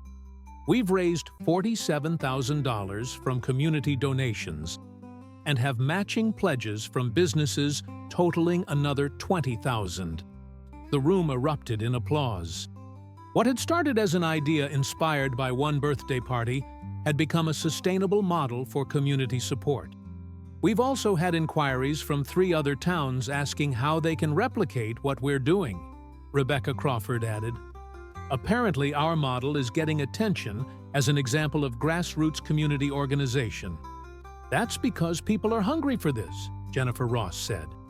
In a world that feels increasingly divided and isolating, people want to believe communities can still take care of each other. We're proving it's possible. Diane Lopez stood up. I want to propose something. George Strait started this, whether he intended to or not. His kindness created ripples that kept expanding. What if we invited him to be an honorary board member? Not asking him to do anything, just acknowledging his role in inspiring all of this. The vote was unanimous. Frank would reach out to George's management and extend the invitation. By December, as winter settled over Texas with its mild chill, the Bennett household prepared for their first Christmas in years without the weight of financial stress. Tyler sat at the kitchen table addressing Christmas cards. Real ones, sent to real people who had become part of their extended family. One card was for George Strait. Tyler wrote carefully, "Dear George, this year, I learned that kindness can change everything. Thank you for showing me that the world can be good, that people care, and that dreams are possible. You'll always be part of our family. Merry Christmas. Tyler." Patricia looked over his shoulder and smiled. "That's perfect, honey. Do you think he'll really read it?" Tyler asked. "I think he will," Patricia assured him. "He's not the kind of person who does something and then forgets about it." She was right. 2 weeks later, a package arrived at their door. Inside was a signed guitar. Not one of George's performance guitars, but a beautiful acoustic perfect for a beginner. And a note. "Tyler, every great journey starts with a single step. This is yours into music, if you want to take it. Merry Christmas to you and your mom. Your friend, George." Tyler stared at the guitar with reverence, running his fingers over the strings. "Mom, this is too much." "It's not too much," Patricia said, wiping away happy tears. "It's exactly right. He's investing in your future, in your dreams. That's what people do when they care about you." That evening, Tyler taught himself his first chords using online tutorials. The sounds were clumsy at first, fingers not yet trained to the positions, but Patricia sat nearby doing her coursework and smiled at every awkward note. Because those notes represented possibility, represented a future where her son could explore passions and develop talents without worrying about cost. In San Antonio, George Strait sat on his ranch porch, the winter evening cool but comfortable.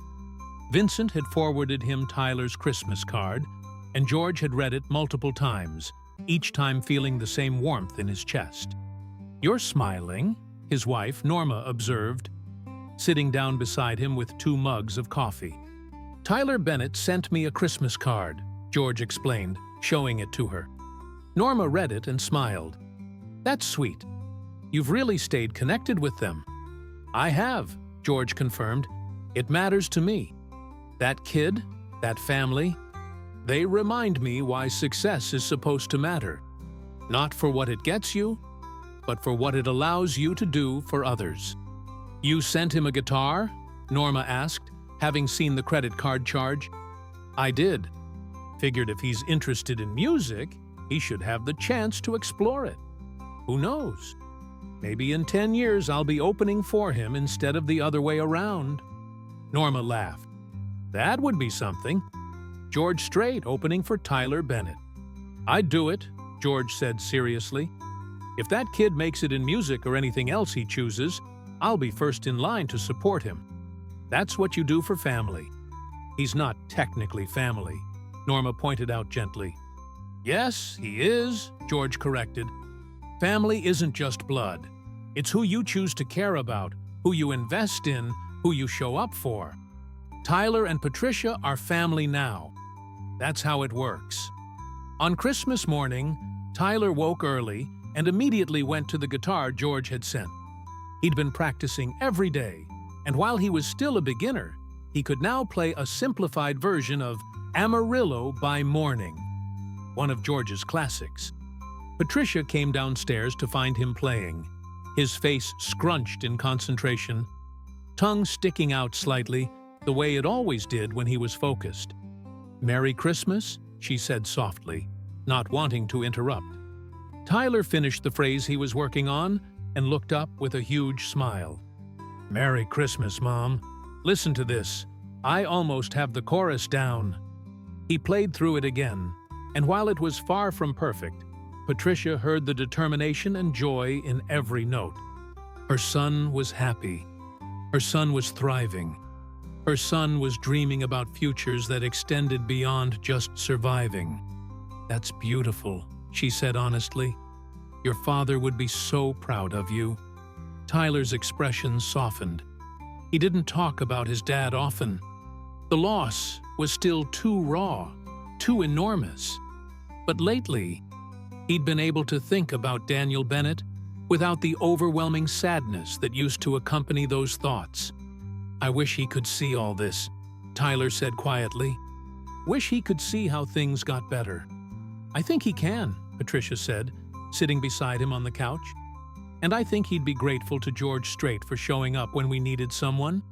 Your dad always believed in kindness, in helping others. He would have loved knowing that someone extended that same kindness to his family." They sat together in the soft morning light, Tyler occasionally playing a few chords, Patricia sipping her coffee and watching her son discover a new passion. Outside, Brookshire was waking up to Christmas, families gathering, neighbors exchanging greetings, a community that had rediscovered its strength and compassion. And somewhere in San Antonio, George Strait was also waking up to Christmas, thinking about a boy he'd met in a bakery who'd wanted nothing more than a day-old cake, and feeling grateful that he'd been in the right place at the right time to make a difference. 1 year after Tyler's 12th birthday party, Brookshire held an anniversary celebration in the town square. The Tyler Foundation had grown beyond anyone's expectations. It had helped 73 families, raised over $200,000, and inspired similar organizations in 11 other Texas towns. George couldn't attend due to touring commitments, but he sent a video message that played on a large screen. "A year ago, I had the privilege of attending the best birthday party I've ever been to. I met a kid named Tyler Bennett, who reminded me that sometimes the simplest acts of kindness can create the biggest ripples. Brookshire, you've taken that kindness and built something extraordinary. You've proven that communities can still take care of their own, that we're stronger together than apart. Keep doing what you're doing. The world needs more places like Brookshire, more people like you. Congratulations on everything you've accomplished." Tyler watched the video with his mother, both of them surrounded by friends and neighbors who had become their extended family. When it finished, Tyler turned to Patricia. "We need to go see him," Tyler said. "When his tour stops in Texas again, we need to go and thank him properly. Tell him what his kindness started." "We will," Patricia promised. "We absolutely will." As the celebration continued, food and music and laughter filling the town square just as it had a year ago, Tyler reflected on how much had changed. He was 13 now, starting to think about high school, about college, about futures that once seemed impossible. He played guitar every day, his skills improving steadily. He was excelling in school, playing baseball, making friends, living a life that felt rich and full. But more than any of the specific changes, what mattered most was the feeling, the knowledge that he was seen, valued, loved, that his community cared about him. that a famous country singer had taken the time to show up for his birthday, and then stayed in his life as a friend and mentor.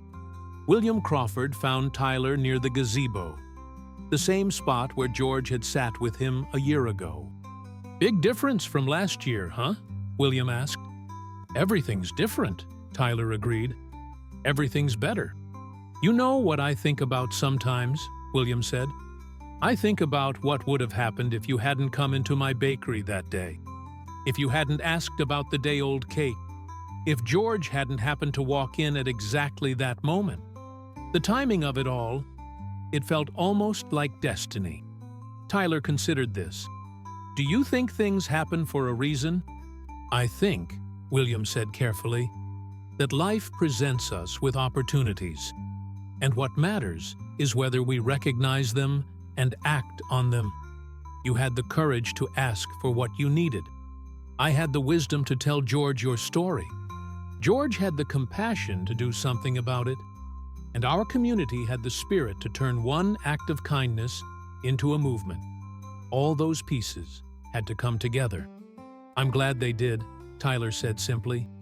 "So am I, son. So am I." 3 years later, Tyler Bennett stood on the stage of Brookshire High School's auditorium, guitar in hand, performing at the annual talent show. He'd grown into a lanky teenager, his voice deepening, his musical skills refined by years of dedicated practice and online lessons funded by the education trust George had established. He played an original song he'd written, "Overwhelming Kindness," inspired by the birthday party that had changed his life. The lyrics spoke of small-town communities, of people showing up for each other, of how one person's generosity could ripple outward in ways they never imagined. In the audience, Patricia Bennett watched her son with tears streaming down her face. She'd completed her business degree and was now managing the Tyler Foundation full-time, having found her calling in helping others the way they'd been helped. The foundation had expanded its reach to 23 Texas towns and had helped over 300 families. Sitting beside Patricia were William and Rebecca Crawford, now retired but still active in community organizing.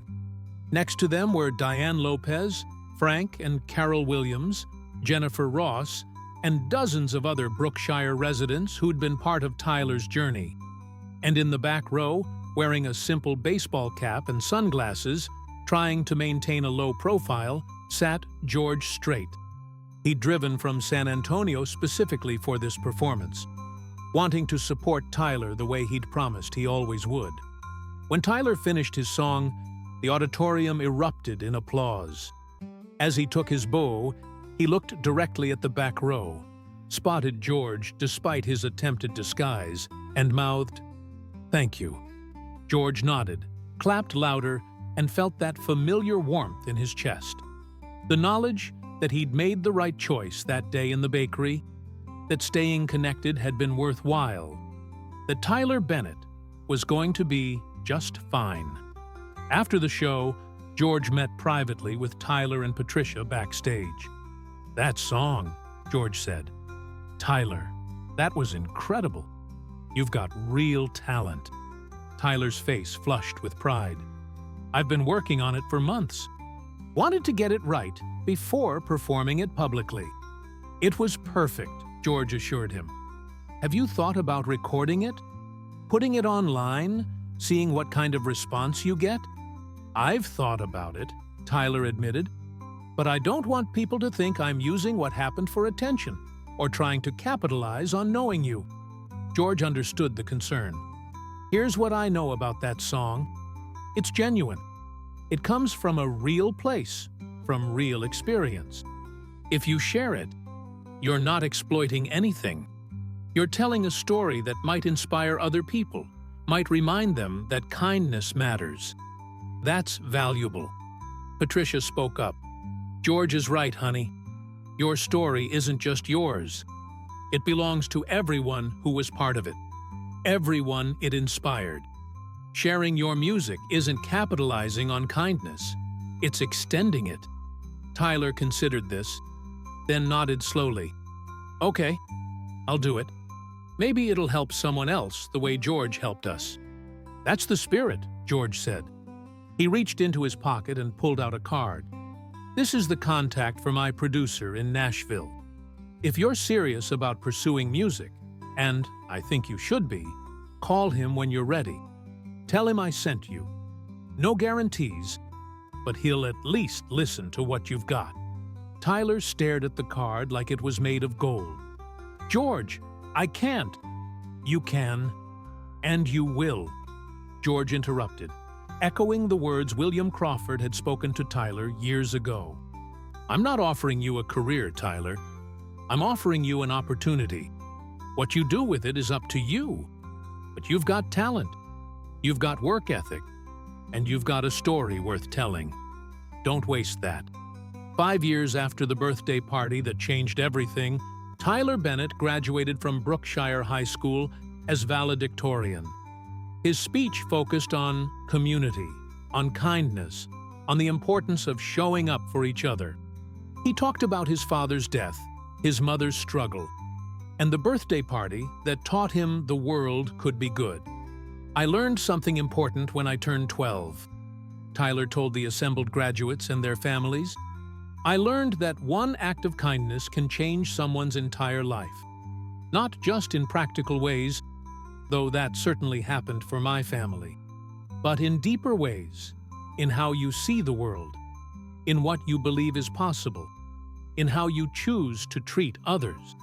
He spotted George in the audience, no longer trying to hide, now openly sitting with Patricia and her new partner, James Chen, a teacher she'd met through foundation work and had been dating for 2 years. "Someone very special taught me that lesson," Tyler continued. "He showed up to my birthday party when he didn't have to. He helped my family when no one asked him to. And he stayed in my life when he could have easily disappeared after the cameras stopped flashing. That taught me that real kindness isn't about gestures or publicity. It's about consistency, about showing up, about caring even when no one's watching." The audience was silent, everyone understanding he was talking about George Strait, everyone feeling the weight of that lesson. "So here's my challenge to all of us as we graduate and move forward," Tyler said. "Be the person who shows up. Be the person who cares. Be the person who recognizes opportunities to make someone else's life better and takes them. You don't have to be rich or famous to be kind. You just have to be present and willing." The speech received a standing ovation. Later, at the graduation party hosted in the town square, the same location as that transformative birthday party, Tyler found George. "Thank you for coming," Tyler said. "It means everything that you're here." "Wouldn't have missed it," George replied honestly. "I'm proud of you, Tyler. Not just for the grades or the music or the speech, though all of that was impressive. I'm proud of the person you've become. You could have let what happened to you make you bitter or cynical. Instead, you let it make you kind." "I learned from the best," Tyler said simply. They stood together watching the celebration. Patricia dancing with James, William and Rebecca Crawford laughing with friends. The entire community gathered in joy rather than tragedy for once. The Tyler Foundation had set up an information booth, and people were signing up to volunteer, to donate, to be part of the ongoing mission of community support. "You know what the best part of all this is?" George asked. "What?" "It didn't stop with you. That's what makes it matter. You could have taken the help, built a better life, and moved on. Instead, you and your mother turned it into something bigger. You created sustainable change. That's legacy, Tyler. That's what kindness is supposed to do. Multiply." Tyler looked around at his town, his community, his extended family of people who'd come together because one man had shown up to a kid's birthday party. "It all started with a cake," Tyler said, almost laughing at the simplicity of it. "I just wanted a day-old cake, and it turned into all of this." "You wanted dignity," George corrected gently. "You wanted to feel like you mattered. The cake was just a symbol. What I gave you, what this community gave you, was the knowledge that you do matter, that your life has value, that your dreams are worth pursuing. That's what every kid deserves to know. 10 years after the birthday party, Tyler Bennett released his first album. He'd attended the University of Texas on a combination of the trust fund George had established and academic scholarships, had spent 2 years working with George's producer in Nashville, and had finally crafted a collection of songs that told stories of small-town life, family struggle, community resilience, and overwhelming kindness. The title track, Overwhelming Kindness, had gone viral before the album even released. The music video featured footage from Brookshire, interviews with community members, and scenes of the Tyler Foundation's work. It wasn't a typical country music video, it was a documentary of sorts, a testament to what happened when people chose compassion over indifference. George attended the album release party in Austin, watching with paternal pride as Tyler, now 22 and confident in ways he'd never been as a child, worked the room, thanked supporters, and talked about his music with passion and intelligence. "You did good," Norma said to George, squeezing his hand. "I just showed up to a birthday party." George deflected. "You did more than that, and you know it," Norma said. "You changed a life. You changed a family. You changed a whole community. And now Tyler's taking that message to the world. That's your legacy too, George." Tyler spotted them and worked his way through the crowd. "George, Norma, thank you for being here. I need to tell you something." He pulled them aside, his expression serious. "I got a call yesterday. The Ellen DeGeneres Show wants me to perform Overwhelming Kindness next week. They want to hear the story behind it." "That's incredible," Norma exclaimed. "It is," Tyler agreed. "But I told them I'd only do it if you'd come with me, George. I want to tell the story properly, and you're a huge part of it. I want people to know that this isn't just a song. It's a real story about real people, and how kindness can change everything." George hesitated. He'd spent years trying to keep Tyler's story from becoming about him, from becoming a publicity opportunity.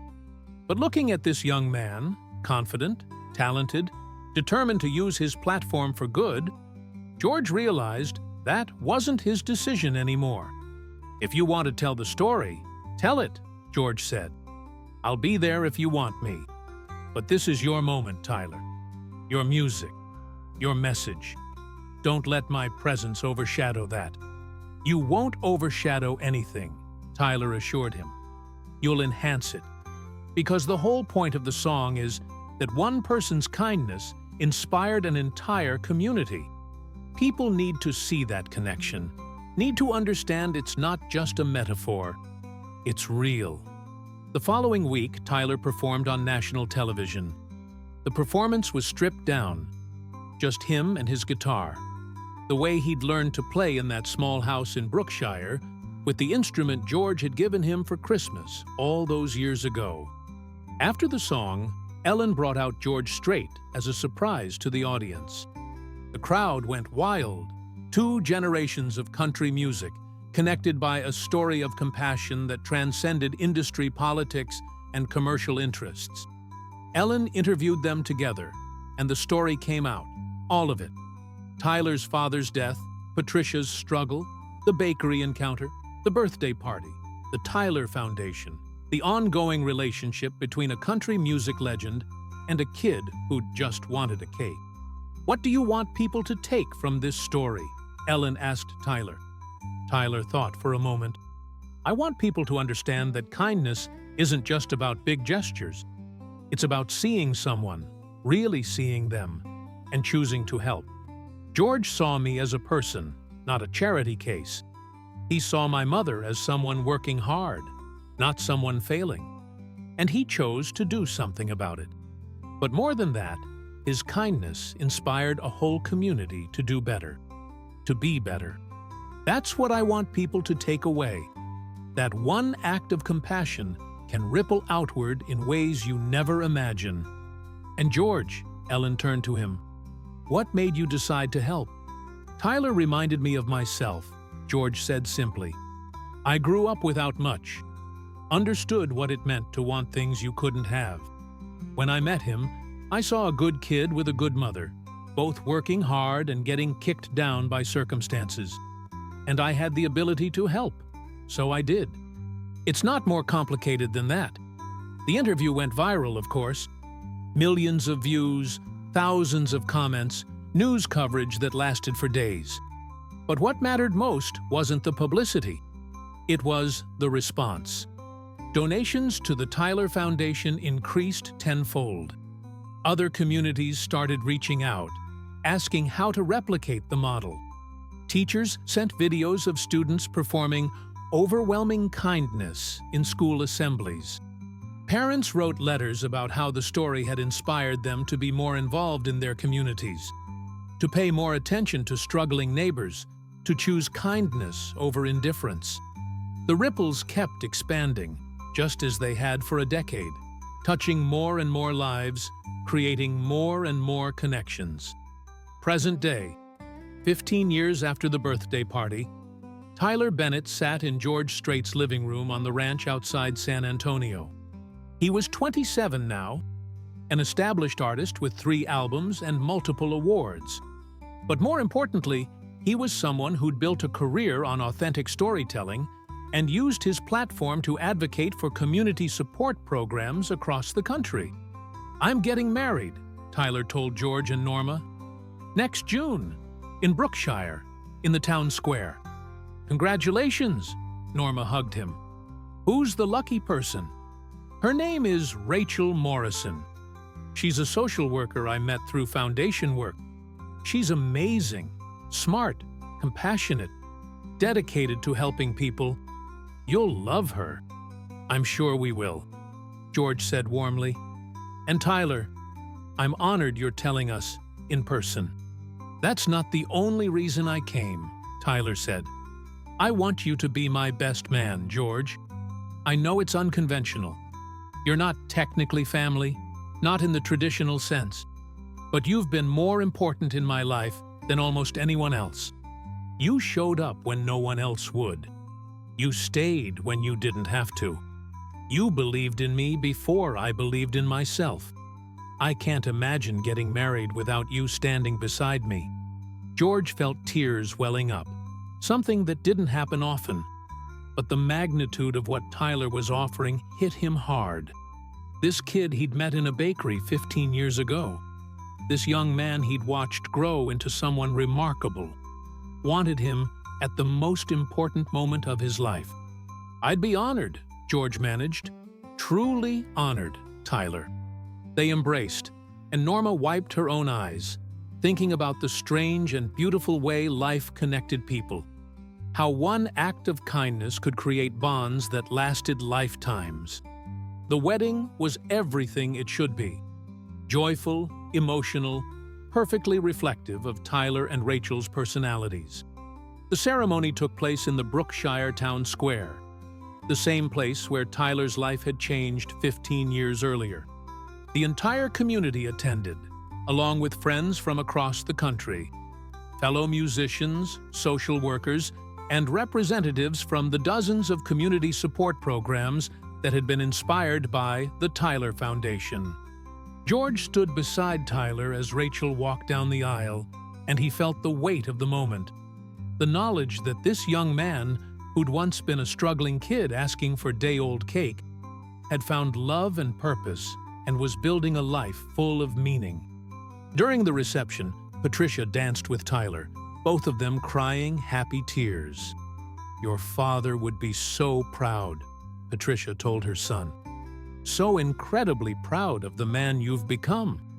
I wish he could be here, Tyler said, but I feel like he is, in a way. Through you, through George, through everyone who showed up when we needed them. Dad taught you to be strong, and you taught me.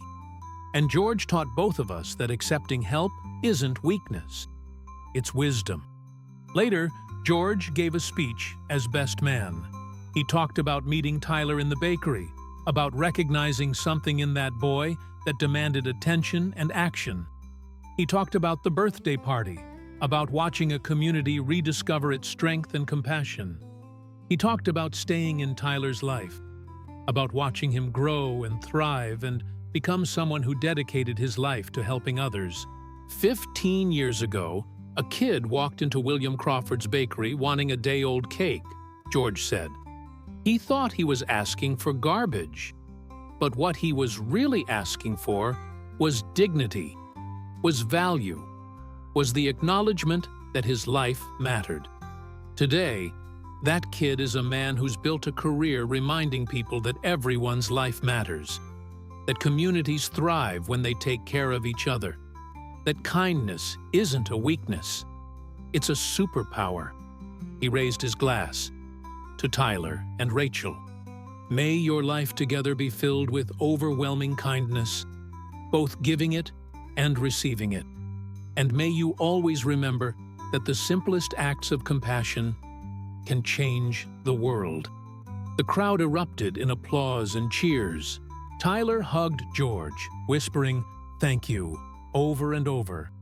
And George just held him, thinking about how strange and wonderful it was that a random Tuesday evening 15 years ago had led to this moment, to this connection, to this family that wasn't bound by blood, but by something stronger, the choice to show up, to care, to stay. That night, as the celebration wound down and guests departed, Tyler found a quiet moment to stand in the center of the town square where it had all begun. Rachel stood beside him, her hand in his, both of them looking at the stars above Brookshire. Do you ever think about what your life would be like if George hadn't walked into that bakery? Rachel asked. Tyler considered the question. I think about it sometimes. I'd like to believe my mom and I would have found a way through. She was strong enough to carry us, but I don't know. The weight might have been too much eventually. We were close to breaking. But he did walk in, Rachel said, and everything changed. Everything changed, Tyler agreed. But not just for us, for the whole town, for everyone the Tyler Foundation has helped, for all the people who've heard my music and been inspired to be kinder, more compassionate. One act of kindness created this cascade of goodness. That's why I fell in love with you, Rachel said. Not just because you're talented or successful, because you understand the power of kindness, and you dedicate your life to spreading it. Tyler pulled her close. George taught me something important, that when you've been helped, you have a responsibility to help others. Not because you owe anyone, but because you understand how transformative it can be. You know what it feels like to be struggling and have someone show up. And once you know that feeling, you can't ignore others who are experiencing the same thing. They stood in silence for a while, wrapped in each other's arms, surrounded by the town that had raised Tyler and now celebrated his happiness. Above them, the Texas sky stretched endlessly, full of stars and possibility. And in that moment, Tyler Bennett, the boy who'd once wanted nothing more than a day-old cake, understood that he'd received something far more valuable. The knowledge that the world could be kind, that people showed up for each other, that one person's choice to care could ripple outward forever, touching lives in ways impossible to measure. It had started with overwhelming kindness 15 years ago, and it would continue, passing from person to person, community to community, generation to generation, because that's what kindness did when you let it. It multiplied, it grew, it transformed everything it touched.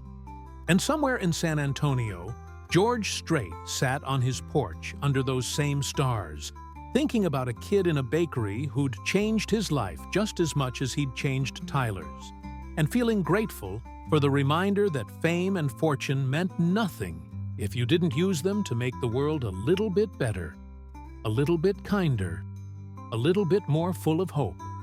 The boy had just wanted an old cake, But George Strait had given him, and through him, countless others, something far more valuable. Overwhelming kindness that echoed through time and space, creating ripples that would never stop expanding. And that, more than any song or album or award, was the legacy that truly mattered.